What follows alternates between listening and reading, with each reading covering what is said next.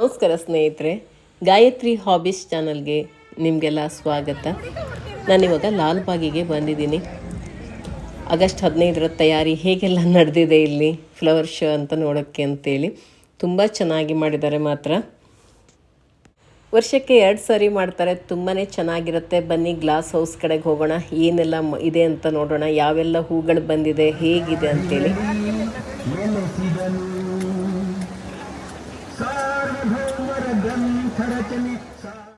ನಾನು ಮೇನ್ ಗೇಟಲ್ಲಿ ಬಂದೆ. Weak ಡೇಸಲ್ಲಾದರೆ 80 rupees ಟಿಕೆಟಿಗೆ ದೊಡ್ಡವರಿಗೆ, ಚಿಕ್ಕವರಿಗಾದರೆ 30 ರುಪೀಸು. ವೀಕೆಂಡ್ ಆದರೆ 100 ರುಪೀಸು, ಮಕ್ಕಳಿಗೆ 30 ರುಪೀಸೇ. ಹಾಗೆ ಸ್ಕೂಲ್ ಮಕ್ಕಳಾದರೆ, ಸ್ಕೂಲ್ ಡ್ರೆಸ್ಸಲ್ಲಿ ಬಂದವರಾದರೆ ಅವರಿಗೆ ಉಚಿತ ಪ್ರವೇಶ, ಟಿಕೆಟಿಗೇನಿಲ್ಲ ಅವ್ರಿಗೆ. ಗಂಗರ ಸಾಮ್ರಾಜ್ಯ 1200 ವರ್ಷಗಳ ಇತಿಹಾಸವನ್ನು ಹೂಗಳ ಮೂಲಕ ಕಣ್ಮುಂದೆ ತಂದಿದ್ದಾರೆ ಇಲ್ಲಿ. ಲಾಲ್ಬಾಗ್ ಫ್ಲವರ್ ಶೋ ಗಂಗರ ಕಾಲದ ಹೆಮ್ಮೆಯ ಸಂಕೇತವಾಗಿರುವಂಥ ಬೇಗೂರಿನ ಪಂಚಲಿಂಗೇಶ್ವರ ದೇವಾಲಯ ನೋಡ್ಬೋದು. ಹಾಗೆ 6 ಲಕ್ಷ ಹೂಗಳಿಂದ ಅಲಂಕೃತವಾಗಿದೆ ಅಂತೆ ಈ ದೇವಾಲಯ.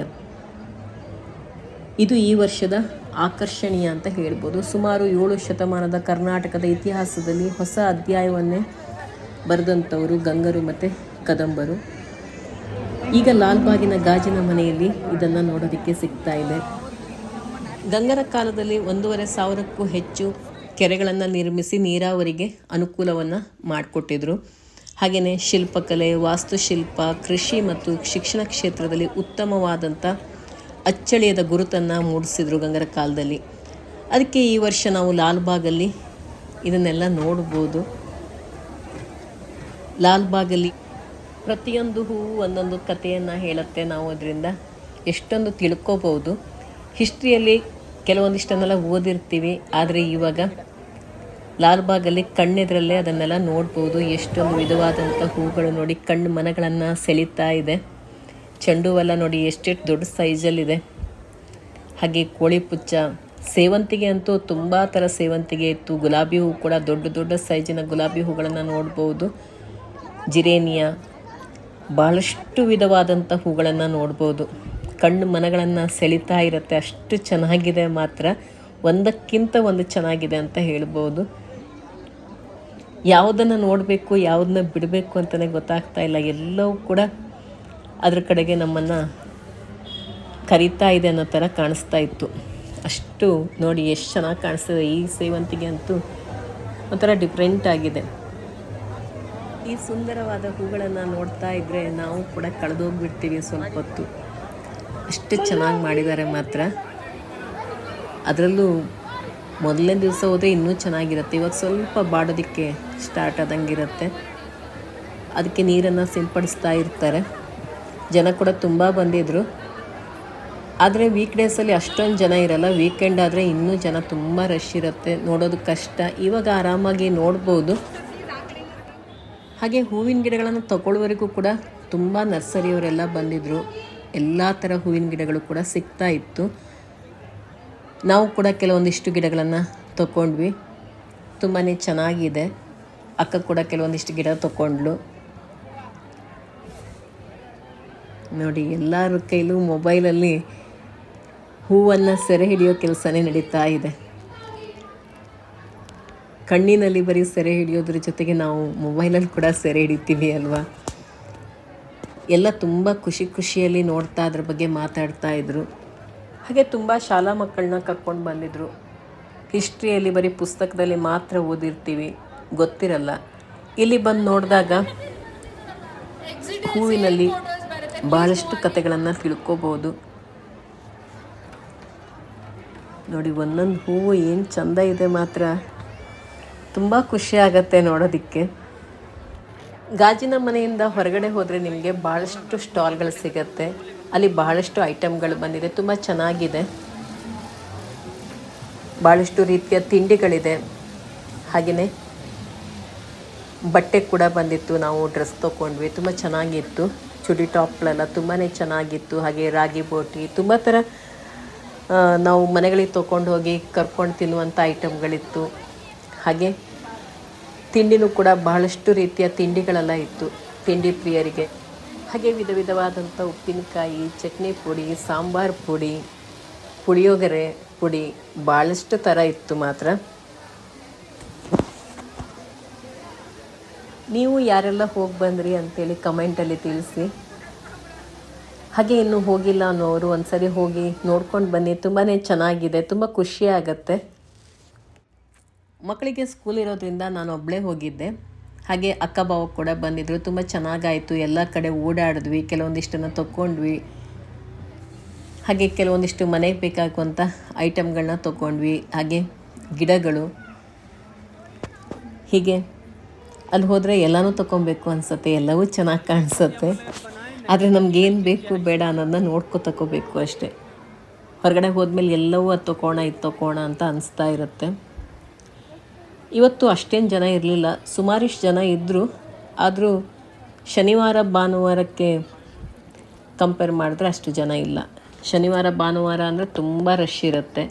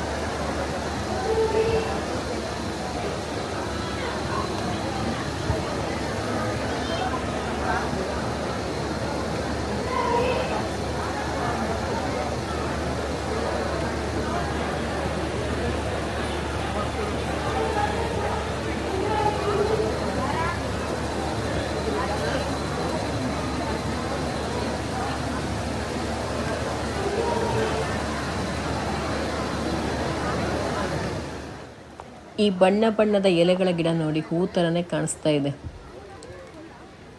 ಕೆಂಪು ಬಣ್ಣ, ಗುಲಾಬಿ ಬಣ್ಣ, ಹಾಗೆ ಬೇರೆ ಬೇರೆ ಬಣ್ಣದ ಎಲೆಗಳಿತ್ತು ಅಲ್ಲಿ. ಹಾಗೆ ಸೇವಂತಿಗೆ, ಭಾಳಷ್ಟು ವಿಧವಾದಂಥ ಸೇವಂತಿಗೆ ನೋಡ್ಬೋದು. ಹಸಿರು ಸೇವಂತಿಗೆ ಕೂಡ ಇತ್ತು.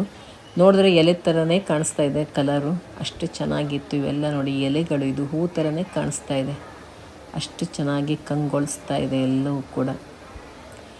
ಈ ಕೆಂಪು ಕಲರ್ ನನ್ನ ಹತ್ರನೂ ಇತ್ತು. ಅದು ಚಳಿಗಾಲ ಬಂದಾಗ ಎಲೆ ಎಲ್ಲ ಕಲರ್ ಆಗ್ತಿತ್ತು, ಬೇರೆ ಟೈಮಲ್ಲಿ ಹಸಿರಾಗಿ ಉಳಿತಿತ್ತು. ಚಳಿಗಾಲ ಮಳೆಗಾಲದಲ್ಲಿ ಚಳಿ ಬೀಳುವಂಥ ಟೈಮಲ್ಲಿ ಅದು ಕಲರ್ ಬದಲಾಗ್ತಾ ಇತ್ತು.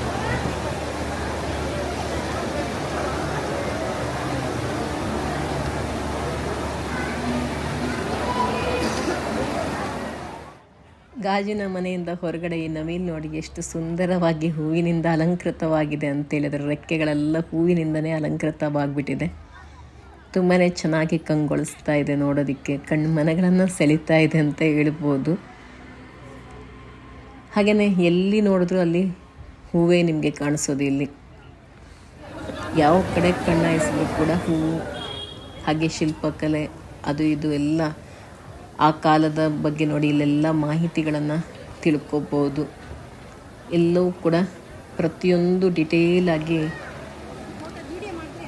ತೋರಿಸಿದ್ದಾರೆ, ಅದ್ರ ಬಗ್ಗೆ ಮಾಹಿತಿಯನ್ನು ಕೊಟ್ಟಿದ್ದಾರೆ. ಗೊತ್ತಾಗಿಲ್ಲ ಅಂದರೆ ನಾವು ಅಲ್ಲಿ ಓದ್ಕೊಂಡು ಎಲ್ಲ ತಿಳ್ಕೊಬೋದು. ಒಂದು ಸ್ವಲ್ಪ ಹೊತ್ತು ನಿಂತು ಅದೆಲ್ಲ ಓದಿ ಚೆನ್ನಾಗಿ ಅರ್ಥ ಮಾಡ್ಕೋಬೋದು. ಹಾಗೆ ಇಲ್ಲೇನೆಲ್ಲ ಇದೆ ಅನ್ನೋದು ಕೂಡ ತಿಳ್ಕೊಬೋದು. ಹಾಗೆ ಗಂಗರ ಕಾಲದ ಬಗ್ಗೆ ಮಾಹಿತಿಯನ್ನು ಕೂಡ ಪಡ್ಕೋಬೋದು. ಹ್ಯಾಂಗಿಂಗ್ ಪಾಟ್ಗಳೆಲ್ಲ ಇತ್ತು ಅಲ್ಲಿ.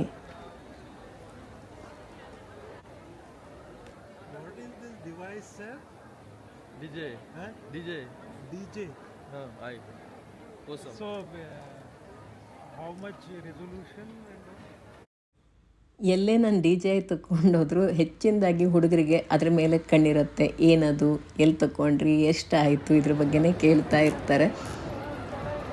ಎಷ್ಟೊಂದು ಜನ ಕಾಲೇಜ್ ಮಕ್ಕಳೆಲ್ಲ ನೋಡೋಕ್ಕೆ ಬಂದಿದ್ದರು. ನೋಡ್ತೀನಿ ಅಂತ ತೊಗೊಂಡಿದ್ರು. ಆಮೇಲೆ ಅವ್ರ ಹತ್ರ ಇನ್ಯಾರೋ ಬಂದು ಅದ್ರ ಬಗ್ಗೆ ಕೇಳ್ತಾ ಇದ್ರು. ನಾನು ಸುಮ್ಮನೆ ಸೈಲೆಂಟಾಗಿ ನಿಂತು ನೋಡ್ತಾ ಇದ್ದೆ.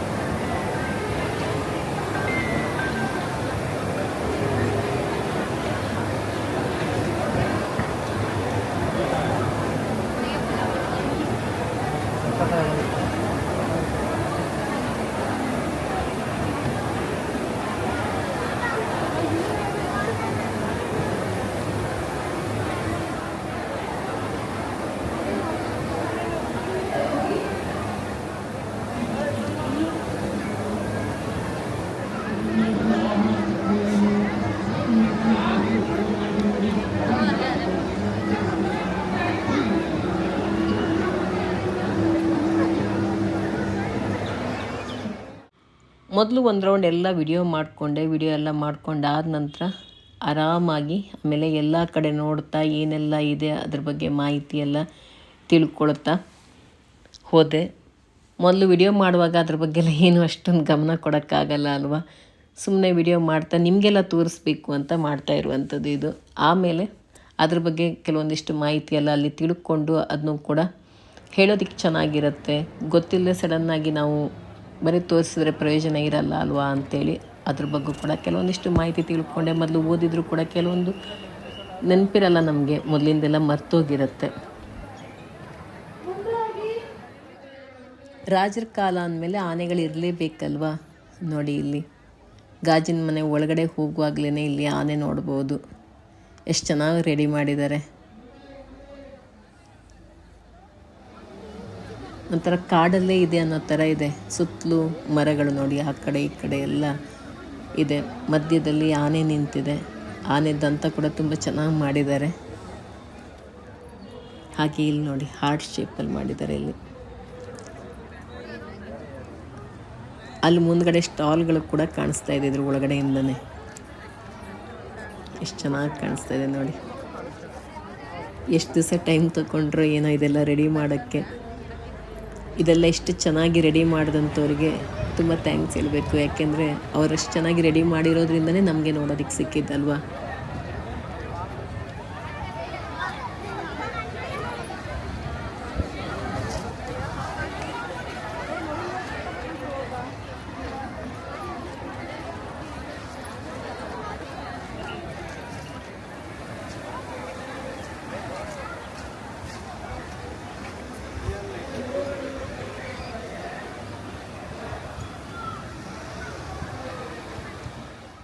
ಹಾಗೆ ಇಲ್ಲಿ ನೋಡಿ ಎಷ್ಟು ಚಿಕ್ಕ ಚಿಕ್ಕ ಪಾಟಲ್ಲೇ ತರಕಾರಿಗಳನ್ನು ಬೆಳೆಸಿದ್ದಾರೆ. ಎಷ್ಟು ಚೆನ್ನಾಗಾಗಿದೆ ಮಾತ್ರ. ಎಲ್ಲ ತರಕಾರಿಗಳನ್ನು ನೋಡ್ಬೋದು ನೀವು. ದೊಡ್ಡ ಸೈಜಲ್ಲೇ ಆಗಿದೆ ಚಿಕ್ಕ ಚಿಕ್ಕ ಪಾಟಲ್ಲಿ. ನೀವು ಕೂಡ ನಿಮ್ಮ ಮನೆಗಳಲ್ಲಿ ಇದೇ ರೀತಿ ಬೆಳೆಸ್ಕೋಬೋದು. ಪಾಟ್ಗಳಲ್ಲೆಲ್ಲ ಒಂದೊಂದು ಏನಾದರೂ ಸ್ಟಿಕ್ ಹಾಕಿಟ್ಟು ಬಳ್ಳಿ ಎಲ್ಲ ಹಬ್ಸೋ ಥರ ಅದೆಲ್ಲ ಮಾಡಿ ರೆಡಿ ಮಾಡ್ಬೋದು.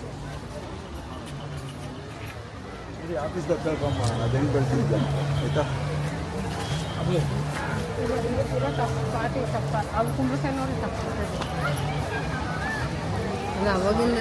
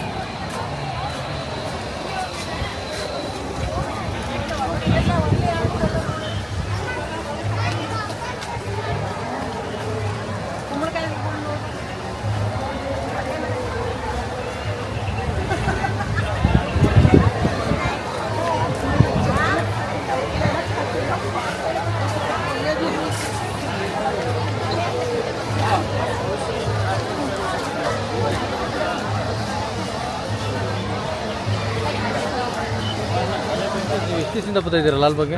ನಾನು ಸುಮಾರು 20 ವರ್ಷದಿಂದ ಬರ್ತಾ ಇದ್ದೀನಿ. ಸರ್ ಏನು ಹೇಳ್ತೀರಾ ಲಾಲ್ಬಾಗ್ ಬಗ್ಗೆ?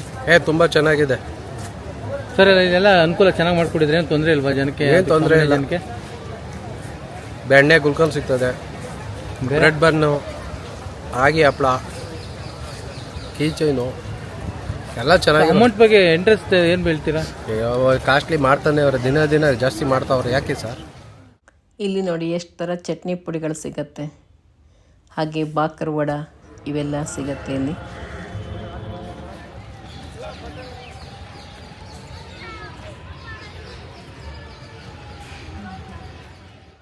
ಹಾಗೆ ಇಲ್ಲಿ ಕಬ್ಬಿನ ಹಾಲು ಕೂಡ ತುಂಬ ಚೆನ್ನಾಗಿತ್ತು, ಅದಕ್ಕೆ ಕಬ್ಬಿನ ಹಾಲು ಕೂಡ ಕುಡ್ದಿದ್ದಾಯಿತು. ಒಂದು ರೌಂಡ್ ಇಡೀ ಲಾಲ್ಬಾಗನ್ನು ಸುತ್ತ ಹಾಕ್ಕೊಂಡು ಬಂದೆ. ಕೆಲವೊಂದಿಷ್ಟು ಕಡೆ ಮಾತ್ರ ವಿಡಿಯೋ ಮಾಡಿದ್ದೀನಿ, ಮೇನ್ ಆಗಿರುವಂಥ ಎಲ್ಲ ಕಡೆ ವಿಡಿಯೋ ಮಾಡಿದ್ದೀನಿ. ಕೆಲವೊಂದಿಷ್ಟು ಕಡೆ ವಿಡಿಯೋ ಮಾಡಿಲ್ಲ, ಸುಮ್ಮನೆ ನೋಡಿಕೊಂಡು ಓಡಾಡ್ಕೊಂಡು ಬಂದಿದ್ದಾಯಿತು. ತುಂಬ ಚೆನ್ನಾಗಿದೆ. ನೀವು ಯಾರೆಲ್ಲ ಹೋಗಿಲ್ಲ ಅಂದರೆ ಖಂಡಿತ ಹೋಗಿ ನೋಡಿ. ನೋಡೋಕ್ಕಾಗದಿರೋರು ಈ ವಿಡಿಯೋದಲ್ಲಿ ನೋಡಿ ಕಣ್ ತುಂಬಿಸ್ಕೊಳ್ಳಿ.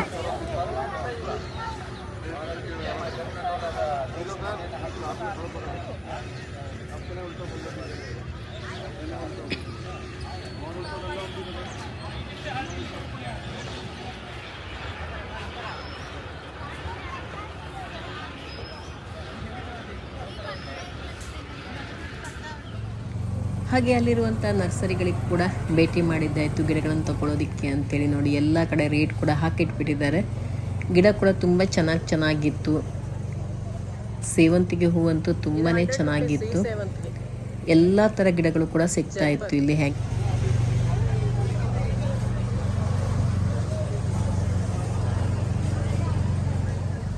ಇದೆಲ್ಲ 100 ಆದರೆ ಹೀಗೆ ಸುಮಾರು ಗಿಡ ಹಾಳಾಗೋಯ್ತು. ಸ್ಪೈಡರ್ ಪ್ಲಾಂಟಿಗೆಲ್ಲ ಸ್ಪೈಡರಿಗೆಲ್ಲ ಕಡಿಮೆ ಇದ್ದು ನೋಡು.